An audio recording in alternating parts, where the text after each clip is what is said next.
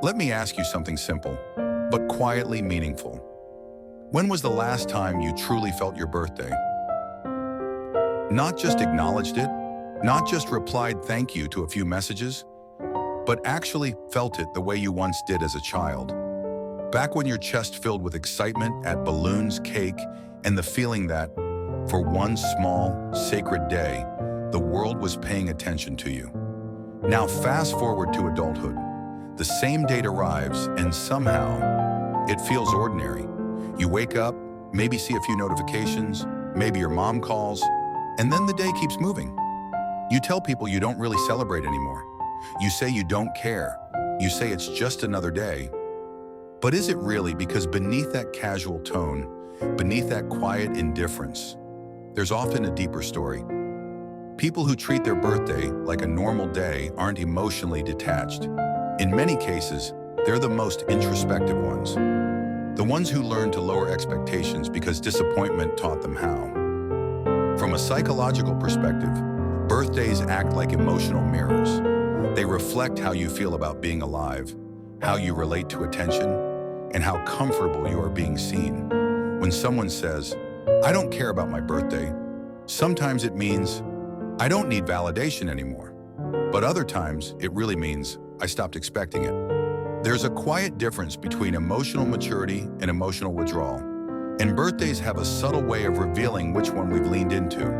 Some people genuinely outgrow birthday excitement, not from sadness, but from peace. They find meaning in ordinary days, routines, and quiet moments. For them, joy isn't tied to a calendar. Life itself becomes a celebration. But for others, birthdays are complicated. They can bring a soft sense of unease, not because of age, but because of memory. Maybe birthdays remind them of times they felt overlooked, or maybe they once hoped deeply and were hurt by unmet expectations. So instead of saying, "I hope someone remembers this year," they say, "It's just another day." That's protection disguised as indifference. And this is where the psychology becomes interesting. When emotional disappointment repeats, the mind adapts. It lowers expectations to avoid pain. It teaches itself not to hope too loudly. That isn't weakness. It's emotional self-preservation. The brain often chooses stability over excitement, especially when excitement has led to hurt before. But here's the quiet truth. Over time, that same protection can soften joy. A heart that once guarded itself becomes overly careful. You start moving through your own life like a guest, polite, observant, but distant. Think about how many people smile and say, "I don't really do birthdays," then later replay the day in their mind, noticing who didn't reach out, who forgot, who stayed silent. We all do this, even the ones who claim they don't care, because caring is human. Pretending not to care is still a form of caring, just hidden beneath composure. Psychologists sometimes call this avoidant validation. It's when you convince yourself you don't need recognition because part of you fears not receiving it. This often develops in people who learned early on that emotional needs were inconvenient, that it was safer to need nothing than to be disappointed again. So when you meet someone who treats their birthday like any other day, don't assume they're detached. Sometimes they've simply learned how to protect themselves.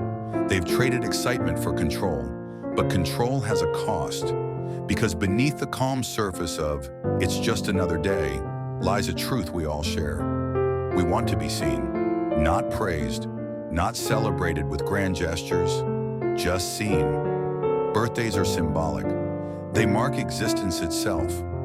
One day a year that belongs entirely to you, not for what you've achieved, not for who you are to others, but simply because you exist.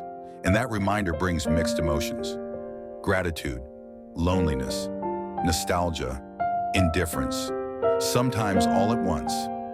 Birthdays quietly remind us of time, how far we've come, and how far we haven't. That's the psychological trigger many people overlook. For some, treating the day like a normal one is a way of staying grounded.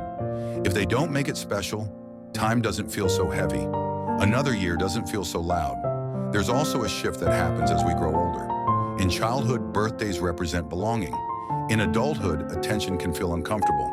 Many adults live in the tension between wanting to be noticed and not wanting to seem needy. That tension shows up in how they treat their birthday, especially for those who grew up being the responsible one, the strong one, the giver. They internalized a message: your joy comes second. They remember everyone else's milestones but minimize their own. Over time, their birthday begins to feel unimportant, not because it is, but because they stop making space for it. Discomfort with being celebrated isn't humility. Often it's emotional exhaustion. Deep down, many of these people still want to feel seen, not loudly, not dramatically, but understood. They don't want attention. They want recognition of who they've been becoming. That's the paradox of emotional maturity.